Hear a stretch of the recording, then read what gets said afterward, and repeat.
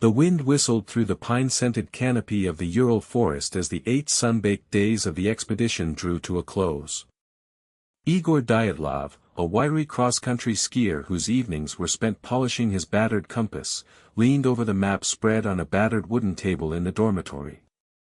His fingers traced the contour lines with the same care he used when tying the knots on his boots each night. Zinaida Kolmogova, whose habit of humming a quiet folk lullaby lingered in the hallway long after she passed, checked the list of supplies, making sure the crampon straps were snug. Around them, Alexander Kolevatov and Lyudmila Dubinina laughed over a cracked tea kettle, while Yury Doroshenko, a former wrestling champion, flexed his forearms, feeling the cold metal of the lantern against his skin. They spoke in low, hopeful tones about the summit of Mount Otorten, the thin air that would greet them, the crisp sunrise that would bathe the peaks in gold.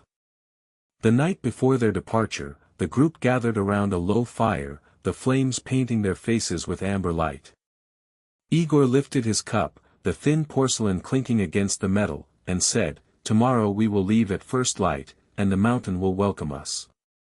The fire crackled, the scent of burning pine mingling with the sharp bite of the winter air. Within 6 hours, they would be dead.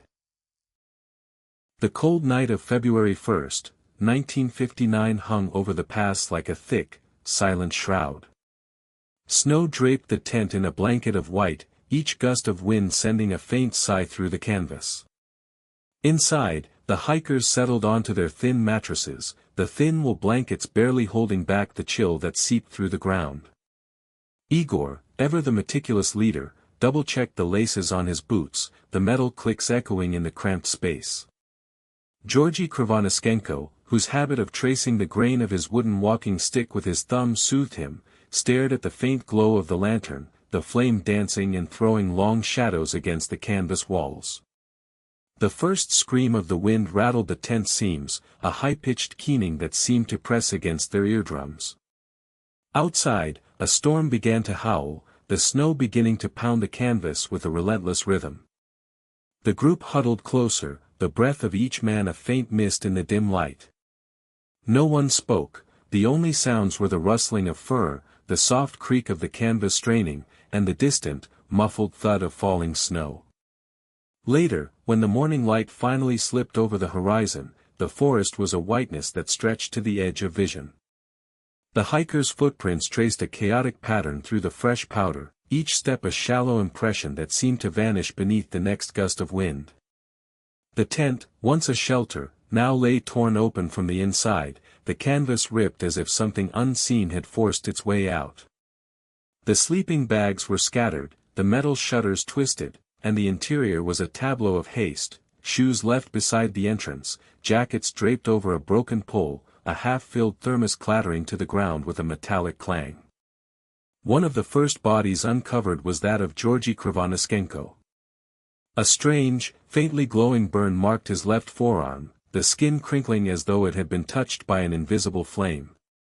His coat, still heavy with frost, gave off a faint hiss when touched, a subtle crackle that seemed to echo the low, distant rumble of the wind outside. The radiological analysts later whispered that the fabric was saturated with an unusual level of radiation, the glow of his skin a silent testament to an unseen force. The other hikers were found in a similar state of disarray. Lyudmila Dubinina lay half buried in snow, her eyes wide open, the lashes frozen in a delicate arc. Yury Yudin's hands were clasped around a broken pocket watch, the ticking stopped long before the snow fell. Semyon Zolotaryog was discovered near a shallow ravine, his chest cracked, ribs splayed like the branches of a dead tree. Each body bore internal injuries, fractured ribs, bruised lungs, a shattered skull, yet the skin around them was untouched, as if the damage had been delivered by an invisible punch. One of the investigators, a stoic officer whose stern face was softened only by a small photograph of his wife pinned to his coat, noted the oddity of the scene. He whispered into his recorder, "The tent was cut from the inside, the belongings left behind." The recorder clicked, the sound sharp against the howling wind. As the sun sank lower, casting long shadows across the frozen landscape, the cold grew deeper, seeping into the bones of every bystander. If you want to see where this goes, hit subscribe, because what comes next changes everything. The Soviet authorities, cloaked in the grey bureaucracy of the era, began a swift, secretive investigation. Files, stamped with black seals, were stacked in a dimly lit archive, the paper smelling of stale ink and metal. Letters from the families of the hikers arrived, their ink trembling on the page, pleading for answers that the officials refused to give. The dossiers were locked behind thick doors, the keys held by men who never spoke of their contents. Within those pages, the radiological readings of the clothing stood out, numbers that rose far beyond any known natural background, off the charts, the ink smudging under the weight of the implication. A new piece of evidence emerged months later: the hikers' cameras, recovered from the snow, still held film that had not yet been developed. In the faint glow of a laboratory's fluorescent lights, the photographs were brought to life. The images showed a stark white landscape, the horizon a blur of snow-laden trees, but in one picture a figure stood faintly in the distance, a silhouette against the pale sky, its features indistinct. The photographer's hand trembled as he lifted the frame, the grain of the photograph catching the flicker of the lab's light. The investigation files revealed a pattern of secrecy: pages torn, sections redacted, lines crossed out with a thick black marker.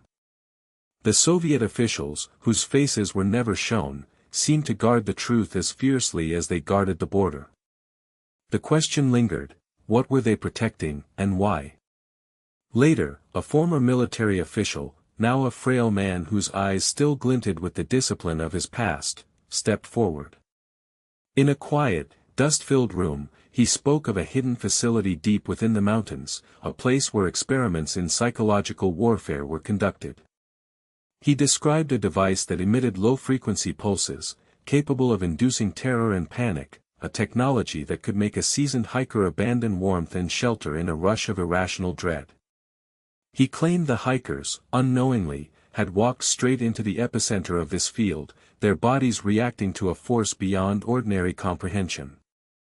The revelation sent ripples through the already frayed narrative. If the military had been experimenting with mind control technology, why had the investigators buried the case? The former officer's voice, hoarse from years of silence, answered only with a shaky, "They feared what the world would know." The shadows of the mountain seemed to pulse in time with his words, the faint glow of the aurora dancing across the snow, a silent witness to secrets kept. Alternative theories began to emerge, each adding a new element to the complex and intriguing picture. Some scholars suggested that the hikers had stumbled upon a secret laboratory where radiation was being tested on living tissue, the burn on Georgy's arm a lingering souvenir of that exposure. Others argued that a rare meteorological event, a sudden katabatic wind coupled with an unexpected avalanche, could have driven the hikers from their tent in a frantic scramble for safety. Yet another faction proposed a more fantastical notion: a cryptid, a yeti-like creature, whose presence was hinted at by the strange footprints found near the campsite. The pattern, however, persisted. The radiation readings, the cut-open tent, the hurried escape without clothing, all converged on a single point: an unseen influence had driven the group to act against every ounce of training and instinct. The snow, now a silent blanket, held the echoes of that night, each flake a reminder of the unanswered question. As the investigation deepened, the files remained sealed, the pages within those vaults never fully opened to the public eye. The flicker of a projector in a distant archive cast long shadows on the documents, the light dancing over names and numbers that hinted at experiments, at classified projects labeled only with cryptic alphanumerics. The sound of a distant drill, the hum of a generator, the faint crackle of static, all seemed to accompany the narrative, a haunting soundtrack to a story that refused to settle. The story's arc bent toward a final revelation that refused to be neat. The hikers' bodies, the radiation, the strange photograph, all pointed to a convergence of human ambition, secrecy, and the unforgiving cold of the Ural Mountains. The truth, if it existed, was buried not just beneath the snow, but behind layers of bureaucracy, fear, and a desire to protect a narrative that could destabilize an entire nation. The wind picks up again, swirling snow across the empty expanse, the silence broken only by the distant crack of ice. As you listen to the whisper of the mountain, you can feel the weight of the unanswered question pressing against your thoughts. Will you ever truly know what happened to those 9 hikers in the Ural Mountains, or will the Dyatlov Pass incident remain a